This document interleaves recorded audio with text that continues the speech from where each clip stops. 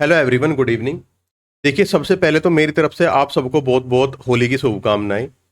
उसके बाद में जो अभी सीजीएल 2024 का रिजल्ट आया है, जिन जिन का बच्चों का सिलेक्शन उसमें हो गया है, उनको मेरी तरफ से बहुत बहुत शुभकामनाएं, बहुत ज़्यादा कॉन्ग्रेचुलेशन। और साथ ही साथ जिनका सिलेक्शन आपका सीजीएल 2024 में हो गया है, उसके बाद में भी वो खुश नहीं है, उसके बाद में भी बहुत ज़्यादा वो दुखी है, उनको भी मेरी तरफ से बहुत बहुत शुभकामनाएं। वो हम सब डिस्कस करेंगे कि इतना बड़ा झोल हो कैसे गया एग्जाम में, ठीक है, क्या आपके फैक्टर्स रहे हैं, ठीक है। और सबसे मेन टॉपिक है आज का कि लक बेस एग्जाम है या फिर आपका हार्ड वर्क के बेस में एग्जाम है। मैं आपको ये भी बताऊंगा कि ऐसे भी मैं आपको एग्जांपल दूंगा जिनमें आप बिलीव नहीं कर पाओगे कि ऐसा भी हो सकता है क्या, ठीक है। वो भी मैं एग्जांपल आपको आज देने वाला हूँ, ठीक है। तो हम सबसे पहले ये जानेंगे, तो ये जो आपकी वीडियो है ना, इसका जो मेन टॉपिक है वो ये है कि कल्प्रिट कौन है, who is the culprit. Main culprit कौन है इसके पीछे जो इतना बड़ा ये गड़बड़ हुई है आपका जो सीजीएल 2024 का रिजल्ट है। देखिए, जिनका सिलेक्शन हो गया है, जिनको अपनी मनचाही पोस्ट मिल गई है, वो बिल्कुल भी नेगेटिव ना सोचे। मेरी आपको बहुत बहुत कामनाएं हैं। देखो, सबसे पहले हम बात करते हैं नॉर्मलाइजेशन की। देखो, नॉर्मलाइजेशन में क्या है कि किसी शिफ्ट में अगर मान लो आपके 20 मार्क्स बढ़ गए, ऐसे भी आपके एग्जाम्पल है कि 300 मार्क्स के आसपास है 18 जनवरी को, लेकिन उनका सिलेक्शन हुआ है, ठीक है। और ऐसे भी मेरे पास हैं कि 340 मार्क्स आए हैं 20 जनवरी को, ठीक है, उनका सिलेक्शन नहीं हुआ, ठीक है। तो ये हो सकता है नॉर्मलाइजेशन की वजह से हुआ, ठीक है। नॉर्मलाइजेशन की वजह से हो सकता है कि इस शिफ्ट में मार्क्स आपके बढ़ गए हो, अभी तो कुछ कहा नहीं जा सकता, इसमें मार्क्स कम हो गए हो। लेकिन आप एक बात बताओ, ऐसे भी हमारे पास एग्जांपल्स मिलेंगे कि 330 मार्क्स हैं 20 जनवरी को और उनको एमईए मिला है, ठीक है। अप्रोक्स उनके 32 मार्क्स इंक्रीज हुए हैं, तो ये भी है। तो हम ये देखेंगे कि ऐसा हुआ क्यों है, क्या रीजन है इसके पीछे। देखो, जो आपका इजी पेपर आने लगा, ठीक है, ये आपका बहुत बड़ा इशू है। इजी पेपर जो आपका आता है उसकी वजह से क्या है कि जो आपका मैथ, रीजनिंग और इंग्लिश है, इसका तो जो ये आपका एज देता था, जिनकी प्रिपरेशन अच्छी होती थी उनको जो एज देते थे ये तीनों सेक्शन, वो खत्म हो गया, बिल्कुल नील।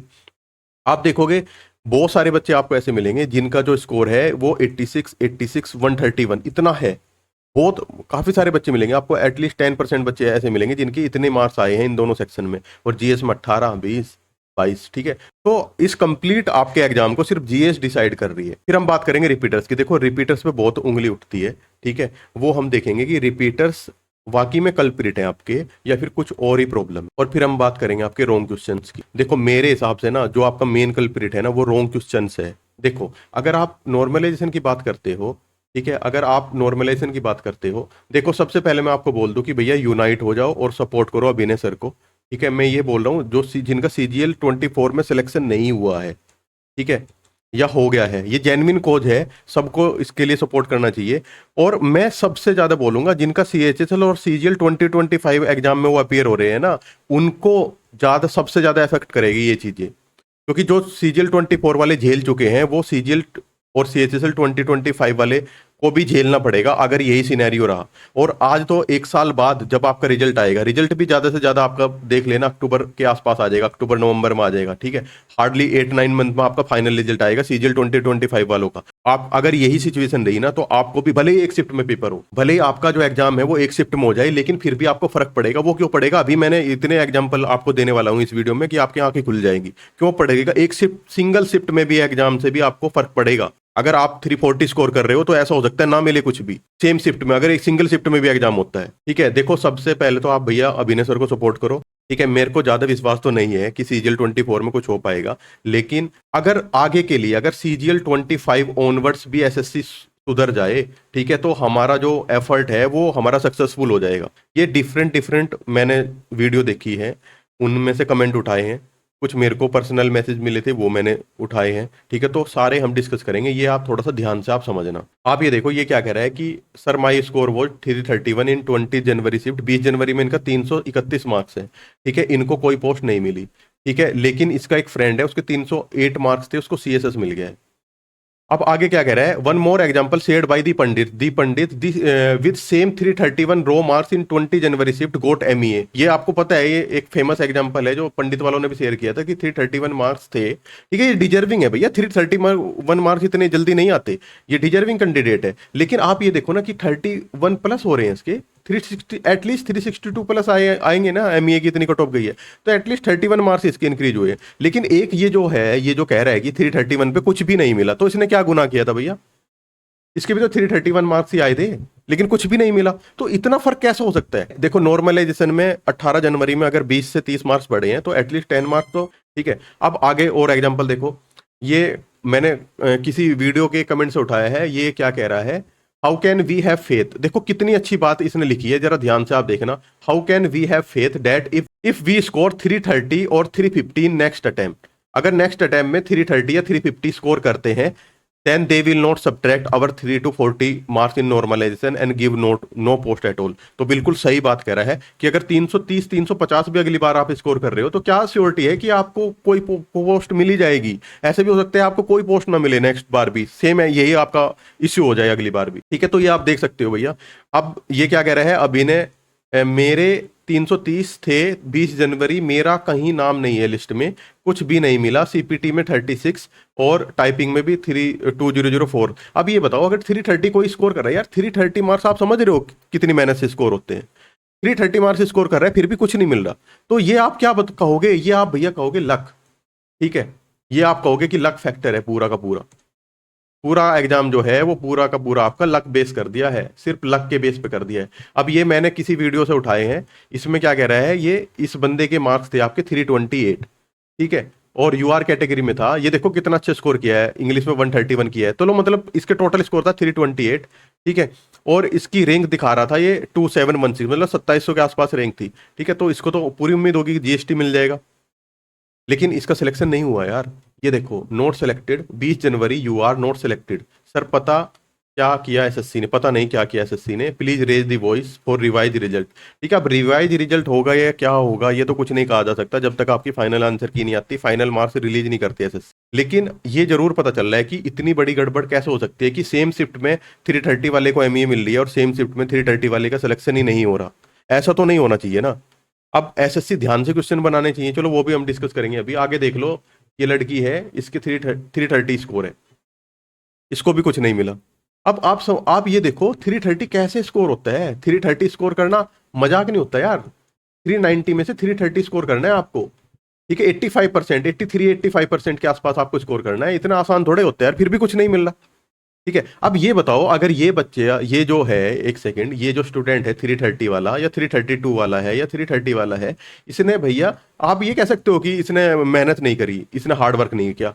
कौन कह देगा, बताओ कौन बोल देगा कि इसने हार्ड वर्क नहीं किया इतना मार्क्स लाके भी? फिर भी अगर सिलेक्शन नहीं हो रहा है तो किसकी कमी है? ठीक है, इनकी कोई गलती नहीं है, ठीक है। अब एक बच्चा है जिसके 331 पे उसको एमईए मिली है, भैया ये भी डिजर्विंग कैंडिडेट था। मैं ये नहीं कह रहा कि इसको एमईए क्यों दे दिया, लेकिन आप ये भी तो देखो ना कि सेम शिफ्ट में सेम मार्क्स लाके वो बाहर कर रहे हो आप यार। ऐसा थोड़े होना चाहिए। ज्यादा से ज्यादा क्या है कि ठीक है भैया इसको एमईए मिल गया, इसको 330 पे जीएसटी इंस्पेक्टर दे मिल जाता, ठीक है, या इवन टीए मिल जाता यार, ऑडिटर मिल जाता, कुछ तो मिल जाता इसको, ठीक है। आप समझो जो मैं कहना चाह रहा हूं। अब और देख लो 20 जनवरी में ये रो स्कोर 325, नीचे देखो 323 ओबीसी नोट सेलेक्टेड, 325 ओबीसी 20 जनवरी कंप्यूटर में इतने ये नोट सेलेक्टेड, ठीक है। 330 चलो ये तो थोड़ा कम स्कोर था ओबीसी में, मान लिया। नहीं ये क्या कह रहा है, how it is possible my friend got 303 OBC and selected. बताओ ये 303 पे सेलेक्टेड हो गया। देखो पहले क्या होता था, जैसे 2019 का जो केस है ना, उससे आप इसको रिलेट नहीं कर सकते। उसमें क्या है कि एक शिफ्ट में मार्क्स कम हुए थे, एक शिफ्ट में मार्क्स बढ़े थे। उसमें ऐसा नहीं हुआ था। सपोज करो एक कोई सेम डे की शिफ्ट है, उसमें एक के मान लो सपोज करो 540 है, ठीक है, उसका सिलेक्शन नहीं हुआ, और एक के 540 है, उसको आपको एमईए मिल गई या सीएसएस मिल गया। ऐसा नहीं हुआ था वहां पे। इस बार जो झोल है, जो आपकी गड़बड़ी है, वो बहुत ज्यादा है, आप विश्वास नहीं कर सकते। सेम शिफ्ट में ऐसा नहीं होना चाहिए। तो इसके पीछे क्या रीजन है कि उन्होंने 4 से 5 क्वेश्चन के आंसर चेंज कर दिए यार। इतने क्वेश्चन तो रिप्रेजेंट भी नहीं करे थे 20 जनवरी की शिफ्ट में। आप मैक्सिमम मान सकते हो 1 या 2 क्वेश्चन। और पहली बात ये एसएससी की गलती है, क्यों एम्बिग्यूअस क्वेश्चन देती है जीएस में ज्यादातर। वो कनिष्क वाला जो क्वेश्चन था, आप देखोगे जो कनिष्क वाला क्वेश्चन था, ठीक है, उसमें 3rd रूलर 4th रूलर, ठीक है, 2 हो सकते थे आपके ऑप्शन। आप विकिपीडिया पे देखोगे पहले तो इसका आंसर, अब मैं ज्यादा डिटेल में नहीं जाऊंगा, लेकिन ये एम्बिग्यूअस था, इस पर रिप्रेजेंटेशन लगेगी, ये तो सबको आंसर, सबको मार्क्स मिलते। लेकिन ऐसा नहीं कर सकते कि पहले 3rd आपने मारा है फिर आपने 4th मान लिया तो 3rd वालों के नंबर काट दोगे, क्योंकि 3rd भी इसमें बहुत सारे टीचर हैं। आप देखोगे जो परमार सर है उन्होंने बोला था कि 3rd इसमें ऑप्शन होगा, ठीक है। तो कहाँ नहीं जा सकता, क्या कर दिया है एसएससी ने, कुछ भी आप नहीं बोल सकते बिल्कुल। अब देखो ये भी मैंने उठाया, जो अंडरस्टैंड एसएससी है ना, बहुत अच्छा वो गाइड करते हैं वहां पे, उस चैनल से मैंने उठाया है। यहाँ पे देखो ये 332 वाला जिनको एमई मिली है, ठीक है, इनको बहुत बहुत कॉन्ग्रेचुलेशन। ठीक है, लेकिन अब इन्हीं की शिफ्ट में 330 मार्क्स वाला है ना जो बाहर कर दिया है। ठीक है, तो मैं आपको क्या बताना चाह रहा हूं कि सेम शिफ्ट में जो खेला हुआ है ना, ये बहुत ज्यादा खतरनाक है। अगर नॉर्मलाइजेशन में सपोज करो 18 वालों के चलो यार 310 से 350 हो गए, ठीक है, उनको पोस्ट मिल गई, उसमें इतनी प्रॉब्लम नहीं है जितना सेम शिफ्ट में। यार सेम शिफ्ट में आप बैठे हो, सेम शिफ्ट में आप कर रहे हो, सेम 330 मार्क्स या 332 मार्क्स लेके आ रहे हो, एक बार हो रहा है एक एमईए ले रहा है, ये बिल्कुल समझ में नहीं आती चीज। ठीक है, इसके लिए तो ये तो इतना बड़ा मतलब अनबिलीवेबल चीज है, इसके लिए तो आपको जरूर सपोर्ट करना पड़ेगा। सभी एक साथ आ जाओ भैया, मेरी रिक्वेस्ट सिर्फ सीजीएल 2025 वालों से है। अगली बार फिर वो परेशान होंगे अगर अभी कुछ नहीं किया तो। अब ये देखो 330 है, इनका हो गया 775 रैंक है, और एक जिसके 330 होंगे जो बाहर हुआ है ना, इसका मतलब उसकी 8000 के बाद रैंक चली गई, इतना फर्क आ गया। ठीक है, तो ये आप देख लेना। नेक्स्ट देख लेते हैं, ये देखो 337 मार्क्स पर मिला ऑडिटर और सेम शिफ्ट 320 मार्क्स मिला एक्साइज। तो इतने सारे एग्जाम्पल आपके हो गए हैं। 321 मार्क्स पे कुछ नहीं मिला, 328 मार्क्स पे कुछ नहीं मिला। ठीक है, अब इन्होंने क्या गलती की है यार। ठीक है, तो मतलब आपको जो सही होता है ना उसके साथ आपको खड़ा होना चाहिए।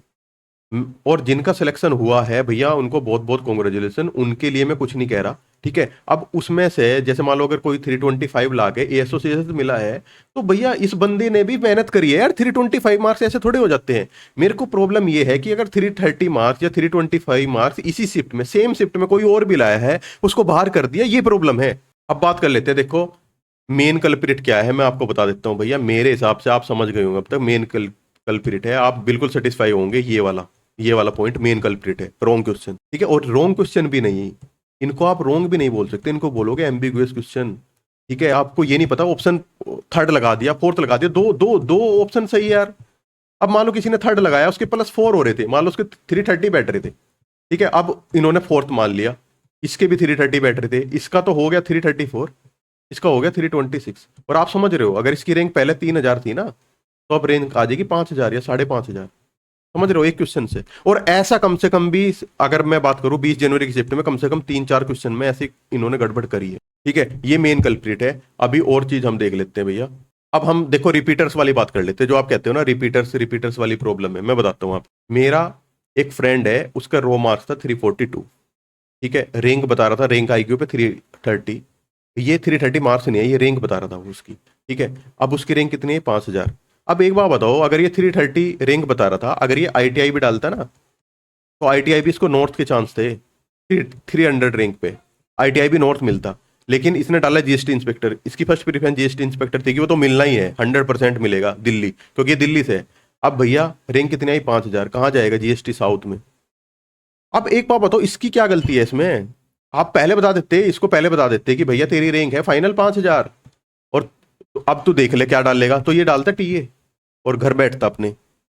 ठीक है, समझे। अब ये देखो, आप ये बताओ, अगर ये नेक्स्ट सीजीएल 2025 क्यों ना दे भैया, इसने क्या गलती करी है। हाँ, अगर ये सब कुछ सही होता है, एसएससी बिल्कुल सही लेके चलती, इसकी रैंक कितनी आती, इसको जीएसटी मिल जाता होम स्टेट, क्यों देता है सीजीएल 25। अब इसकी तो गलती नहीं है ना, इसने भी तो इन्वेस्ट किए है ना अपने 2 साल या 1 साल जो भी इन्वेस्ट किए है ना, इसको भी तो सिलेक्शन चाहिए ना, अपनी होम ड्रीम पोस्ट अपनी ड्रीम लोकेशन पर चाहिए ना। इसकी क्या गलती है। हमेशा रिपीटर्स जो हैं, रिपीटर्स की भी गलती नहीं होती। ऐसे आपको 5 से 10% मिलेंगे जो अपने घर में बैठे हैं, अपनी ड्रीम पोस्ट लेके फिर भी पोस्ट खराब करते हैं। लेकिन मैक्सिमम उनका, आप उनका दर्द समझो जो आप अपने घर से 2500 किलोमीटर दूर बैठे हैं।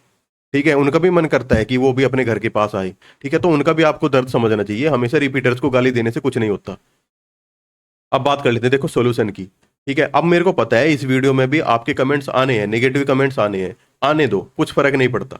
लेकिन इसमें वीडियो में आप किसी के आगे लेके चले जाना, अगर कोई अपने माइंड का थोड़ा सा भी यूज करेगा ना, ये नहीं कह सकते कि इसमें एक एक कोई सिंगल गलत मैंने बोला है। अब क्या है कि सिंगल शिफ्ट में एग्जाम होना चाहिए, पहली बात तो, उससे तो नॉर्मलाइजेशन की प्रॉब्लम आपकी सोल्व हो जाएगी। सारी प्रॉब्लम पे बात करेंगे। ठीक है, टीयर 1 में चलो भैया मल्टीपल शिफ्ट में ले लो, कोई बात नहीं है, 1-2 क्वेश्चन का फर्क पड़ेगा। ठीक है, उससे इतना हम झेल लेंगे। ठीक है, सब इससे सेटिस्फाई करेंगे इस बात से मेरी। आप एक बात बताओ, मेंस आप एक शिफ्ट में लोगे, 130 क्वेश्चन आपको बनाने हैं 390 मार्क्स के। यार ये 130 क्वेश्चन आप 3 डिफरेंट एक्सपर्ट से क्यों नहीं चेक करा सकते यार, 10 मिनट लगते हैं। आप देखो इतना अच्छा अच्छा मॉक बनाते हैं, द पंडित वाले हो गए, दी पंडित वाले इतना अच्छा मॉक्स बनाते हैं, खुद मैंने दिए उनके मॉक्स, मजा आ जाता था मॉक देके। ठीक है, उसके अलावा देख लो आप और हो गए, और बहुत सारे लाइव टेस्ट देते हैं। आरबी हो गया भैया, शुभम भाई है, कितना बढ़िया उनका मॉक टेस्ट बनता है। एक दो क्वेश्चन वो गलत डालते हैं जानबूझ के, ठीक है। अब इनसे क्या है कि एक से बनाएंगे, इतने ज्यादा बच्चों से कलेक्शन भी हो रहा है, फिर भी यार क्वेश्चन गलत हो जाएंगे उनके, ठीक है। और क्वेश्चन चलो ठीक है, कुछ क्वेश्चन आपके ऐसे होते हैं कि या तो वो सही है, ठीक है, या वो गलत है। लेकिन ये क्या करेंगे, ये क्वेश्चन में ऐसे डालेंगे बिल्कुल एम्बिगुअस क्वेश्चन, दो ऑप्शन सही हो सकते हैं। एक सोर्स में उसका एक ऑप्शन सही मिलेगा, दूसरे सोर्स में उसका दूसरा ऑप्शन सही मिलेगा। यही सीजीएल 2023 में किया है, हुआ कुछ नहीं। सुप्रीम कोर्ट तक चले गए, सुप्रीम कोर्ट ने बोल दिया, फिर भी कुछ नहीं किया। अरे यार एक बार बिठा के बना लो ना, 2 घंटे इसमें लगवा लो ना भैया। चेयरमैन साहब 2 घंटे लगा के बना लो ना 130 क्वेश्चन, अपने सामने बैठ के बनवा लो, किसी से अच्छे से चेक करा लो, ठीक है। तो रोंग क्वेश्चन जो है भैया मेन कल्प्रिट है, क्योंकि सेम शिफ्ट में अगर प्रॉब्लम हो रही है ना, तो वो रोंग क्वेश्चन की वजह से हो रही है। नॉर्मलाइजेशन फिर भी झेल जाएंगे, चलो भैया 18 जनवरी वाले थे या 20 जनवरी वाले थे, 20 जनवरी का मान लो पेपर टफ है, उनके 10 नंबर बढ़ा दिए, 18 वालों के 10 नंबर बढ़ा दिए, कुछ फर्क नहीं पड़ता, वो झेल लेंगे हम। लेकिन ये रोंग क्वेश्चन वाला, सेम शिफ्ट वाला नहीं झेल सकते, ठीक है। और भैया थोड़ा सा लेवल बढ़ा लो, ठीक है, मैथ रीजनिंग इंग्लिश का थोड़ा सा लेवल बढ़ा लो, ठीक है। हर कोई स्कोर करता है उसमें, ठीक है। आप देखोगे बहुत सारे बच्चे ऐसे मिलेंगे, ये कितने का होता है, 315 का होते हैं ये तीनों सेक्शन आपके, मैथ रीजनिंग और इंग्लिश, 300 मार्क्स मिलेंगे आपको। बहुत सारे बच्चों के 300 मार्क्स मिलेंगे, 300 प्लस। लेकिन जीएस ने खो दिया, किसी का 18 है, किसी के 40 है, किसी का, ठीक है। तो ये सारी चीजें आपको देखना पड़ेगा। और जो आपकी मेन डिमांड है, जो फाइनल आंसर की है भैया, फाइनल मार्क्स है, फाइनल रैंक्स है, आंसर की मत दो, फाइनल मार्क्स या कुछ भी एक चीज इसमें से यार, पोस्ट प्रेफरेंस से पहले आप दे दो, फाइनल रैंक ही बता दो, फाइनल मार्क्स बता दो, फाइनल आंसर की दे दो, कुछ तो कर दो, ठीक है। अब मान लो ये जो सीटें वेस्ट हो रही है ना, ये सीटें वेस्ट होने से बच जाएंगी। ये वाला जो एग्जांपल मैंने बताया है, एक सेकंड, ये जो फ्रेंड वाला एग्जांपल बताया, ये सीट वेस्ट होने से बच जाती, ठीक है। हो सके ज्वाइन करे ना करे, ठीक है। तो ये चीजें तो सुधारनी पड़ेंगी ना। अब पता नहीं क्या है, देखो अब क्या कर सकते हैं हम, हमें साथ में आना पड़ेगा। देखो सभी टीचर साथ में आए हैं, ठीक है, जो और यूट्यूबर्स हैं सबको साथ में आना पड़ेगा, जितने भी कंटेंट क्रिएटर हैं। और भैया अभिनय सर लीड कर रहे हैं, उनका सपोर्ट करो जिस तरह से भी हो सके, मॉनिटरी सपोर्ट करो, जिस तरह का भी सपोर्ट है। अगर आपको सिलेक्शन चाहिए और आपको चाहिए कि चलो ठीक है, लक आपका 10 to 20% अगर लक काम करे तो ठीक है, मान गए, चलो 10 to 20% लक। लेकिन यहाँ पे क्या है कि 90% लक चल रहा है यार। आप एक बार बताओ, एक 330 मार्क्स जो लेकर आया बच्चा, वो बाहर आपने कर दिया, तो इसको तो इसका मतलब लक ही खराब था। और एक 330 लेकर आया है, उसको आपने दे दिया एएसओ, तो ये तो लक है ना। 100%, 90 to 95% आपका लक काम कर रहा है एग्जाम में। कुछ तो आपने पैटर्न ऐसे बना दिया, पहले वाला ही ठीक था, कम से कम एक दो क्वेश्चन मैथ में इधर उधर हो जाते थे, इतना फर्क नहीं पड़ता था। देखो आपको यूनाइट होकर सपोर्ट करना पड़ेगा, नहीं तो नेक्स्ट टाइम भी आपको सेम प्रॉब्लम झेलनी पड़ेगी, ठीक है। अब देखो आपको क्या डिसाइड करना है। और देखो मेरी जो रिक्वेस्ट है ना, मेरे साथ जो चैनल पे जुड़े हुए हैं वो मैक्सिमम वो स्टूडेंट है जो सीजीएल 2025 का एग्जाम देंगे, मेरी उनसे रिक्वेस्ट है। देखो अगर आपका स्कोर सपोज करो 340 ले आए आप, 340 लाने के बाद में आपने रैंक चेक की, रैंक मित्रा या रैंक आई को जिस पे भी चेक किया, आपकी रैंक बन रही है सपोज 1000 या बन रही है 500, ठीक है, इतनी रैंक आपकी बन रही है, तो आप बिल्कुल श्योर हो जाओगे, ठीक है। अपना आपकी आपकी फैमिली बिल्कुल श्योर हो जाएगी कि जॉब लगने वाली है। और जब लिस्ट में नाम नहीं मिलेगा, जो आज सीजीएल 2024 वाले फील कर रहे हैं ना, सेम आपको फीलिंग आने वाली है। जितने भी सीएचएसएल का एग्जाम देंगे, सीजीएल का एग्जाम देंगे, जितने भी फ्यूचर एग्जाम देने वाले हैं, एसएससी एस्पिरेंट जो हैं, या फिर जो रिपीटर्स हैं जो आगे एग्जाम देंगे इस बार, जिनका नहीं हुआ या डिजायर पोस्ट नहीं मिली, बहुत से ऐसे मिलेंगे। देखो ये एग्जाम्पल मैंने बता ही दिया, ठीक है। ये बिल्कुल अनसेटिस्फाई है, भले ये जीएसटी इंस्पेक्टर बन गया हो, लेकिन इतने मार्क्स ला के भी अगर इसको साउथ जाना पड़ रहा है तो भैया प्रॉब्लम तो है। तो मेरी आपसे रिक्वेस्ट ये रहेगी कि भैया जितना सपोर्ट हो सके सपोर्ट करो अभिनय सर को। हो सकता है कुछ हो जाए, जब अगर कोशिश भी नहीं करोगे तो फिर तो कुछ होना ही नहीं है। अगर कोशिश करोगे क्या आप तो कुछ हो जाए, ठीक है। तो इस वीडियो को इतने रखता हूँ। देखो अगर आपको कुछ भी बोलना है, आप कमेंट सेक्शन में कमेंट करो, पॉजिटिव नेगेटिव कोई फर्क नहीं पड़ता, सबका वेलकम है, यू आर मोस्ट वेलकम। तो इस वीडियो को इतने रखते हैं, मिलते हैं आपसे नेक्स्ट वीडियो में, तब तक के लिए ऑल द बेस्ट।